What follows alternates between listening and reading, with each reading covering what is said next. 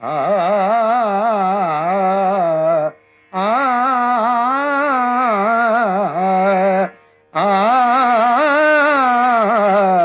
मन मेरो लाग्यो मन मेरो लाग्यो मन मेरो लाग्यो बंसी वाले से बंसी वाले से बंसी वाले से ले जा मुझे वृंदावन कुंज नदी मन मेरो लागो मन मेरो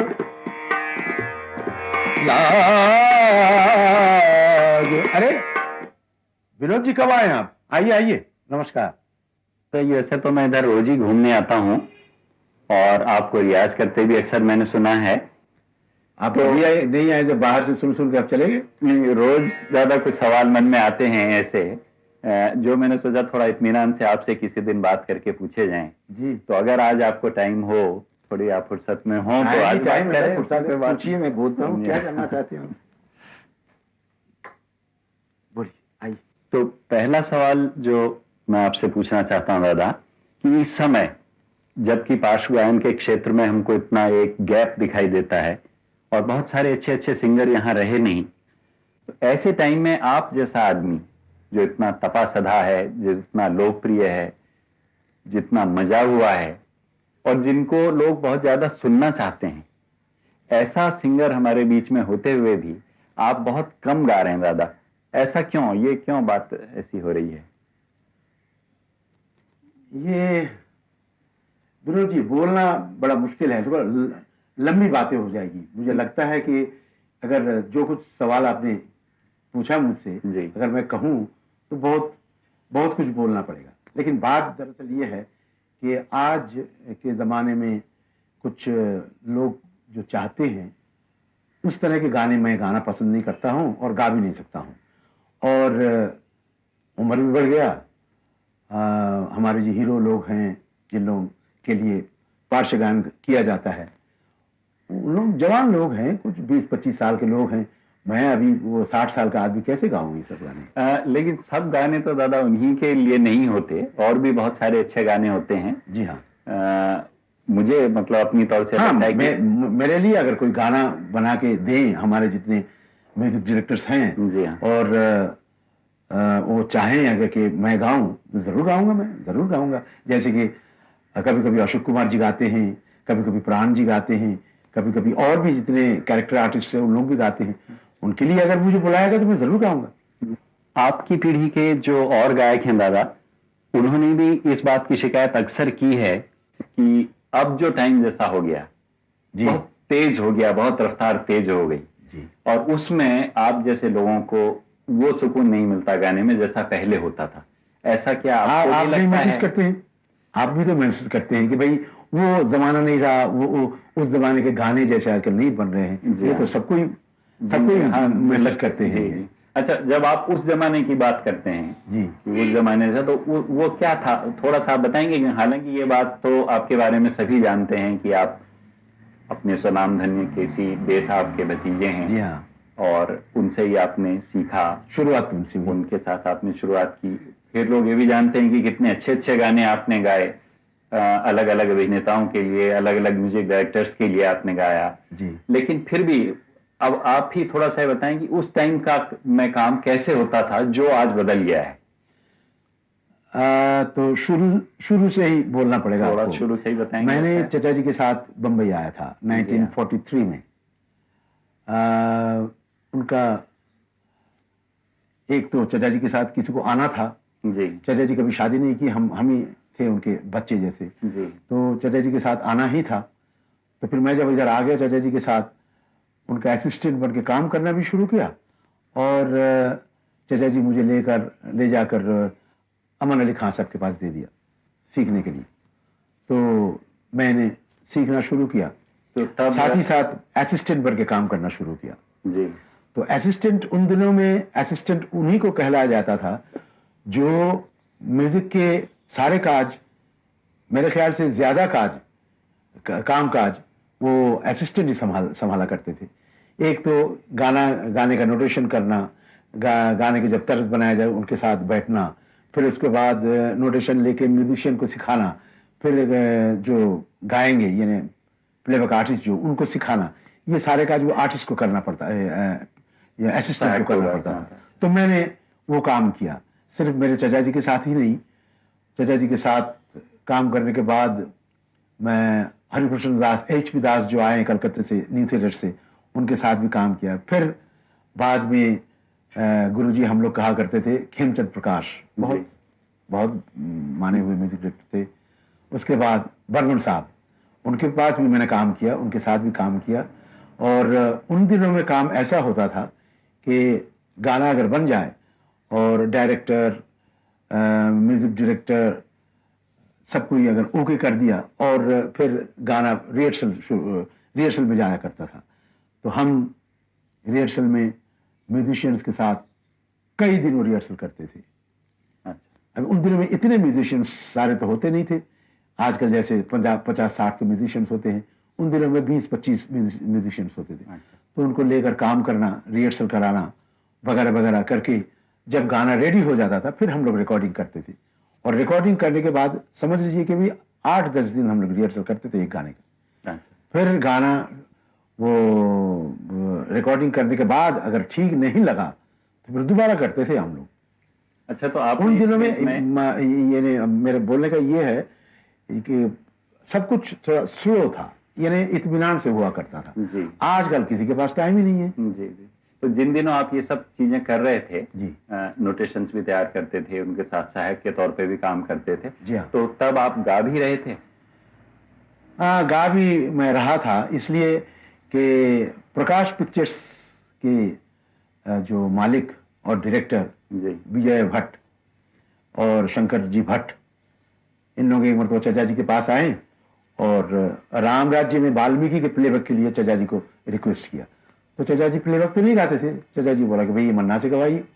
तो मन्ना कौन है? बोले मन्ना मेरा भतीजा है। बोले ये तो जवान लड़का है, ये तो 20-22 साल का लड़का है, ये कैसे गाएंगे वाल्मीकि के प्लेबैक? बोला आप गवा के तो देखिए। तो उन दिनों में मैं, चूंकि मैं चचा जी का भतीजा था और चचा जी के स्टाइल से मैं गाया करता था। अच्छा। कॉलेज में भी गाया करता था। तो फिर वो सुनाया उनको मैंने, उन्होंने बोले ठीक है भाई चलो। तो शुरू हो गया, मैं वाल्मीकि के गाने में मेरी शुरुआत है। बाद में जब मैं बर्मन साहब के पास काम करना शुरू किया, HD बर्मन, तो मशाल पिक्चर बन रही थी नितिन बोस के, और बर्मन साहब म्यूजिक दे रहे थे, प्रदीप जी गाने लिख रहे थे। एक गाना उन्होंने लिखा ऊपर गगन विशाल जी। तो जब गाना बन गया, मैं म्यूजिशियंस के साथ रिहर्सल कर रहा था, तो बर्मन साहब बोला ये गाना तू ही गाएगा। अच्छा। तेरे को गाना पड़ेगा ये गाना। तो मैंने बोला कि मैं गा सकूंगा ये गाना? बोले तेरे लिए ही है ये गाना, तू गा। तो मैं गाया वो गाना और गाना वो हिट हो गया। अच्छा। और हालांकि मैं अपने चाचा के स्टाइल से ही गाया था वो गाना जी। वो ओपन थ्रोटेड सिंगिंग, वो आवाज खुल के गाना जो होता है ना जी, वो मैं गाया था और लोगों ने एक्सेप्ट कर लिया था और बोला था कि भाई कौन है ये, आवाज बहुत अच्छी है। उस समय से दादा जब से वो गाना आपने गाया और आज तक के टाइम में आपने बहुत सारे म्यूजिक डायरेक्टर्स के साथ गाया है और बहुत गुणी लोग इंडस्ट्री में रहे हैं जिन्होंने बहुत अच्छे अच्छे गाने बनाए हैं, बहुत अच्छा संगीत दिया है। अब इन सब की ही बात करेंगे तो शायद बहुत सारे लोगों को हम शामिल नहीं कर सकेंगे या याद नहीं आएंगे कुछ लोग, लेकिन आपको ऐसा लगता होगा कि कुछ लोग। मैं बंबई में रह रहा हूं आज 45 साल से जी, और समझ लीजिए कि मैं जब से आया हूं तब से काम करता जा रहा हूं। जी हाँ। और सबके बारे में कितने गाने गाए हैं, किन किन के गाने गाए, ये बोलना बहुत मुश्किल हो जाए। जी जी। लेकिन कुछ कुछ म्यूजिक डायरेक्टर्स जिनको मैं कभी बहुत श्रद्धा से मैं उनको याद करता हूं, जी। कुछ कुछ लोग हैं उनके बारे में मैं बोल सकता हूँ। आप बोलिए किनके बारे में सुनना चाहते अच्छा, अगर हम इस हिसाब में देखें कि कुछ लोग जो अपने अपने अलग रंग से पहचाने जाते थे, जी हाँ, तो इस तरह के अगर म्यूजिक डायरेक्टर से बात करें तो जैसे अभी आपने एस.डी. बर्मन ये बहुत सही कहा आपने जी कि उनके काम से उनको पहचाना जाता था जी हाँ, उन दिनों में। जी, जो आजकल बिल्कुल ये लोग उलझन में पड़ जाते हैं, बोले ये किनकी बनाई हुई चीज है। हाँ, वो एक फॉर्मूला जैसा हो गया ना जी, और मतलब हर एक गाना एक ही तरह का लगता है लगभग जी ऐसा। जी हाँ, पहले ऐसा नहीं था क्योंकि अलग बिल्कुल नहीं डायरेक्टर थे बहुत। आप देखिए नौशाद साहब, नौशाद साहब, एक तो नौशाद साहब हमारे हिंदुस्तानी म्यूजिक के लिए जो कुछ किया उन्होंने, जी हाँ, शायद ही कोई कर पाएंगे।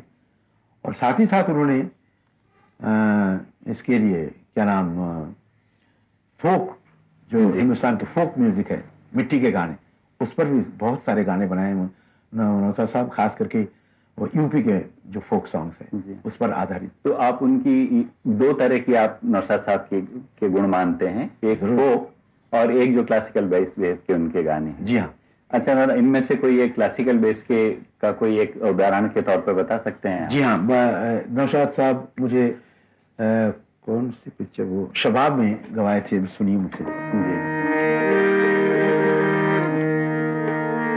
संगीत है शक्ति ईश्वर की,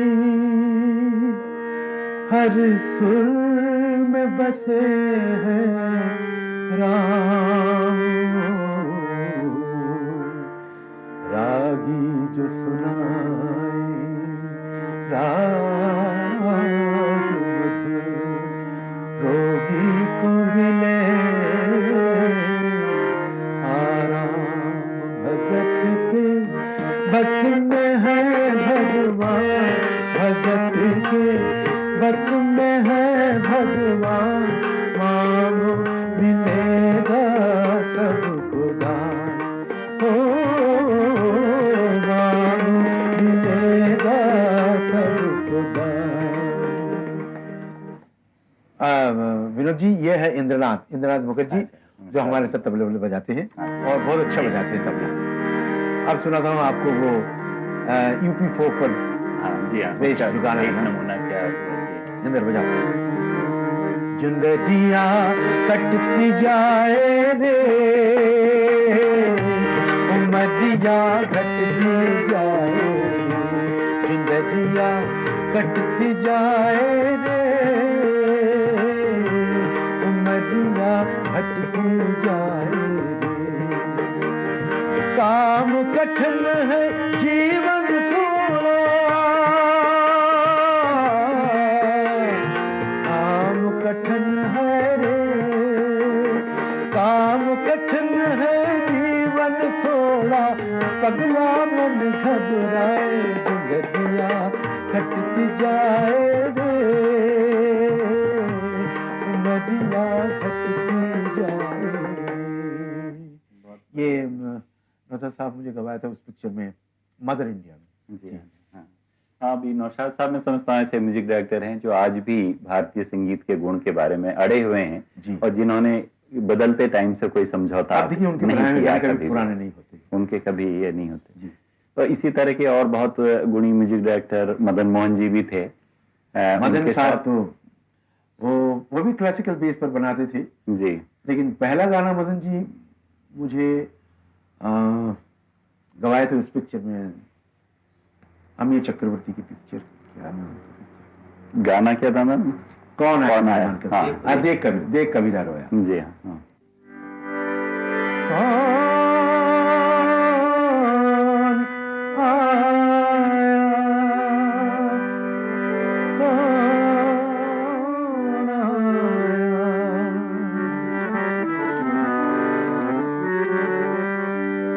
कौन आया मेरे मन के द्वारे, पायल की झनकार लिए, कौन आया मेरे मन के द्वारे, पायल की झनकार लिए, कौन आया।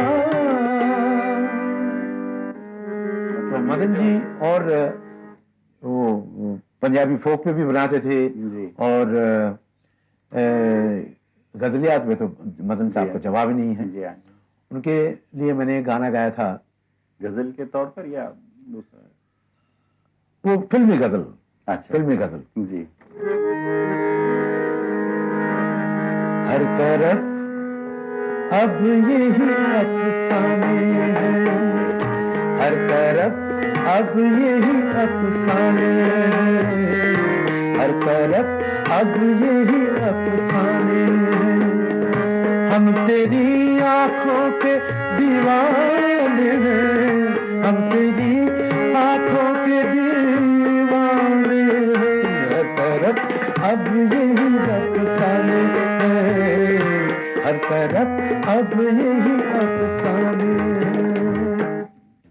लेकिन आपने जो गाने और लोगों के साथ भी गाए हैं, दूसरे म्यूजिक डायरेक्टर के साथ भी, कुछ ऐसे हैं जिनमें बहुत जान है, बहुत उल्लास है, बहुत खुशी है।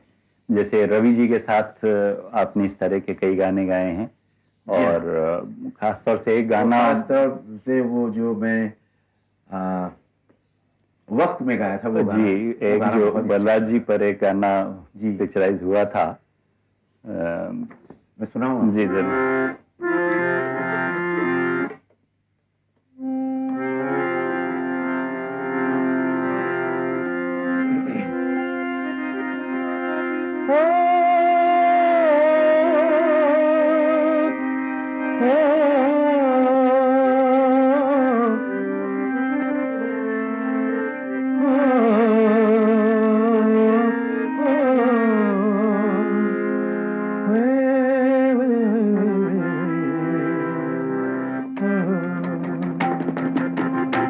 ब्यूटीफुल किया था, इतना बढ़िया था। तो मैं आपसे जो थोड़ी देर पहले बात कह रहा था वो यही तो, कि आप जैसे लोग ऐसा गाना दे सकते हैं जो एक पूरे एक सारे दर्शक वर्ग को एक अपने साथ बहा ले जाता है, और मालूम नहीं है कम हो जाता क्या है। हो गया। अब देखिए ये गाना ऐसी जिंदा दिल गाना है ना। जी हाँ। और फिर वो इसमें सब कुछ है, रिदम है, मिठास है, वर्ड्स हैं, ब्यूटीफुल वर्ड्स है। न जाने क्यों इसलिए सिचुएशंस नहीं है, ऐसा लगता है मुझे। आजकल जब मैं पिक्चर देखने के बैठता हूँ, वो जो सिचुएशंस हम लोग देखते रहते हैं, वो कहाँ फिट करेंगे इसको आप? हाँ जी हाँ, वो जो रफ्तार, फिर वही वाली बात हो गई कि उसमें इस तरह की चीज शायद आज नहीं आ पाती। एग्जैक्टली। अभी आपने जब नशाद जी की बात आप बता रहे थे, तो यूपी के फोक पर आपने बताया था, बहुत अच्छा उनकी पकड़ रही। मुझे लगता है सलील चौधरी जी ने बंगाली फोक के साथ बहुत अच्छे प्रयोग किए।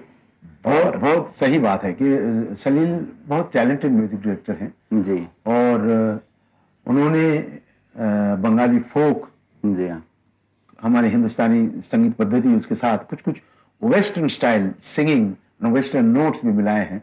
मैं तो समझता हूं कि भाई वेस्टर्न नोट्स तो चाहे कहीं के हो जी, जो हमारे संगीत के साथ अच्छी तरह से मिल सकता है, वो अगर मिलाया जाए और रिजल्ट अच्छा हो तो क्यों ना करें।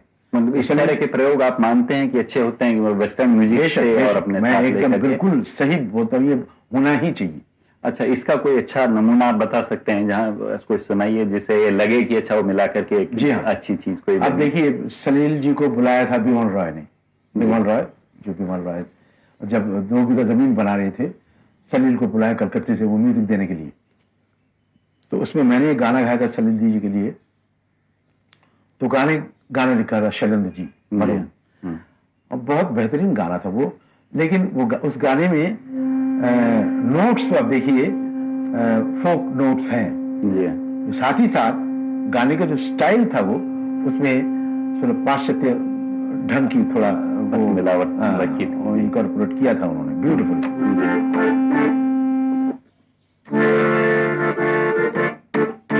बजाओ इंदर।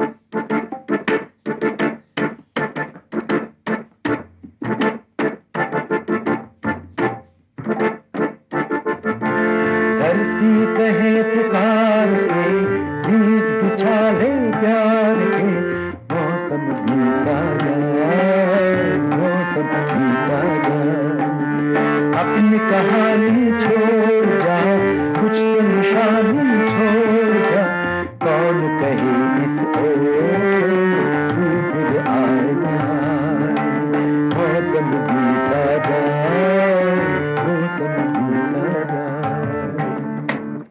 लेकिन लेकिन मुझे लगता है कि हिंदी में उन्होंने गंभीर गाने भी बहुत अच्छे लिखे थे, जैसे आनंद का दादा एक गाना था जो आपने गाया था, बहुत अच्छा गाना। उसकी वो जिंदगी कैसी है जिंदगी की, जी हाँ, उसकी एक आध लाइन सुनाएंगे?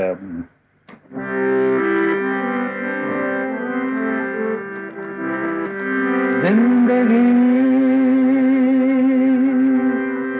कैसी है कहेगी हाय। ये भी थोड़ा वो वेस्टर्न साइड सिंगिंग कराए थे मुझसे। अच्छा, जी।